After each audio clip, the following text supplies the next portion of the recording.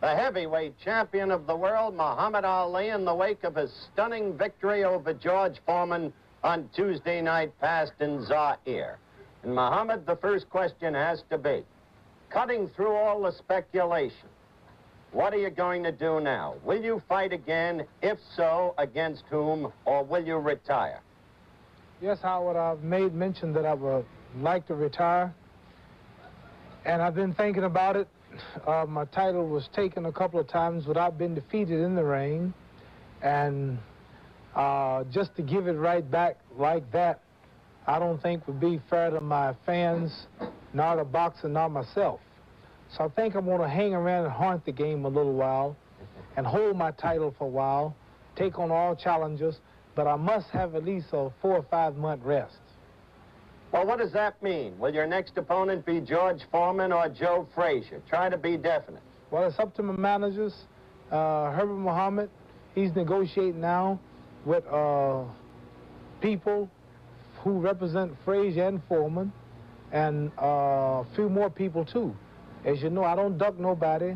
My license was given to me after 3.5 years layoff. We fought Jerry Quarry, #1 contender, jumped right on Oscar Bonavina, fought Frazier right after that, fought 10 fights, fought him again, fought Norton twice, gave him a shot of nobody, broke my jaw, came back and beat him, went and fought George Foreman.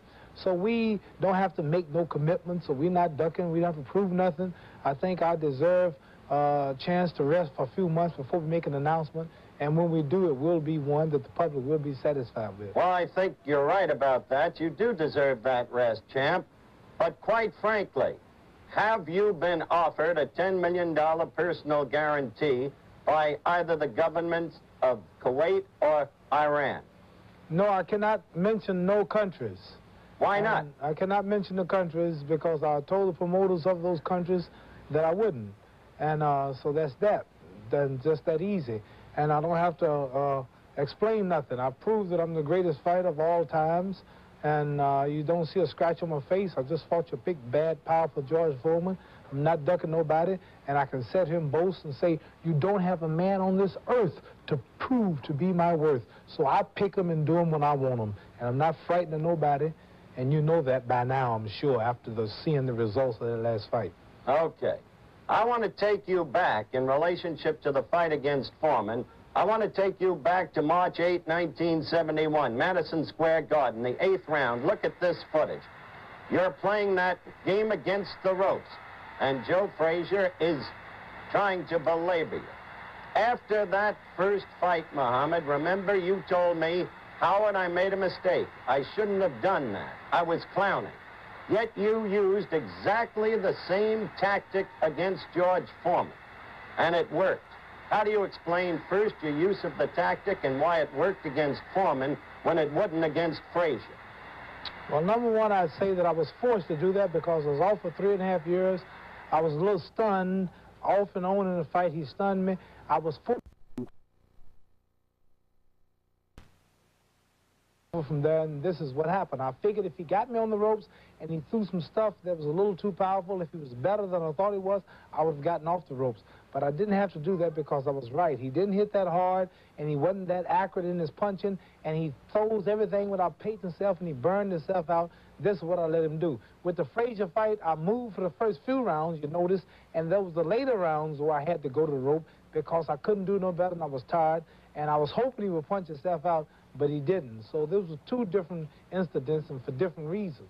All right, Muhammad, is it true or not true that when you went back to your corner at the end of the first round, and your doctor, Ferdy Pacheco, discussed this with me last Friday, Ferdy and Angelo Dundee and even Herbert Muhammad said, what are you doing? Stay away from those ropes. Move, move. Yes, that's what they said, but they weren't in there fighting, and I'm the best strategy man in boxing, and when I'm fighting, I do a lot of things that people don't understand, and that's why I'm here today. That's why I'm champ. That's why I don't see no scratches on my face. This is why I'm where I'm at, is because I planned the strategy. I realize how much they love me, Herbert Muhammad, and all the people who love me and want me to win don't like to see me on the ropes, and it looks rougher to them than it is. But I knew what I was doing, and I proved to do the right thing, and I appreciate them worrying, but I'm sorry I can't fight the way people out on the outside want me to fight. I have to fight the way I feel it, because I'm the best in boxing, and I know how to plan my fights. All right, champ, that brings up this final point. Did you plan your strategy before the fight, or did you just decide upon it at the moment? It was a spur-of-the-moment thing. I did plan not to dance as much as I publicized. I publicized a lot of dancing to throw the man off track. His trainers, his sparring partners were running in the ring. He was chasing them, thinking that that's what I was going to do.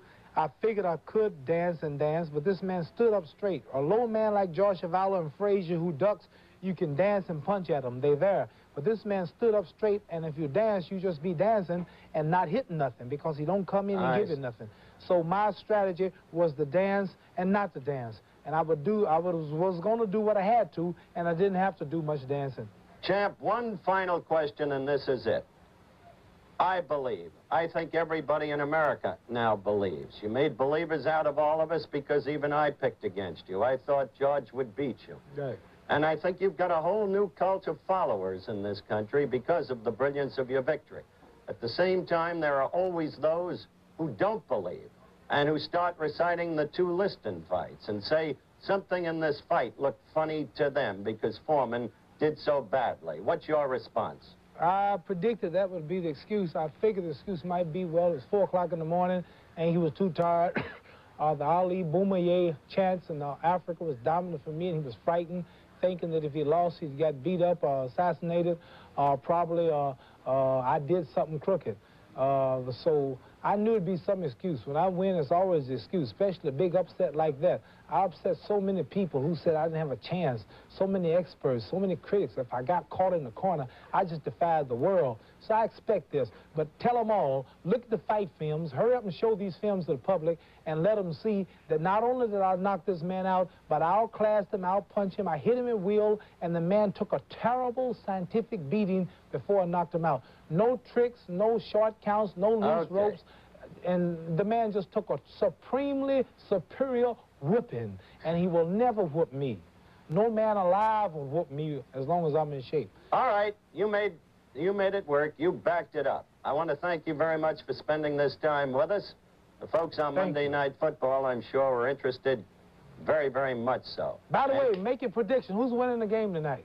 Oh, I'll tell you that in a moment. The Rams, I'll tell you now. All right, well, but I owe you this much. You are the greatest. Thank you, Howard. I'm so glad I got you in my corner. I can retire now. We'll be back right after this message. I've won Cosell.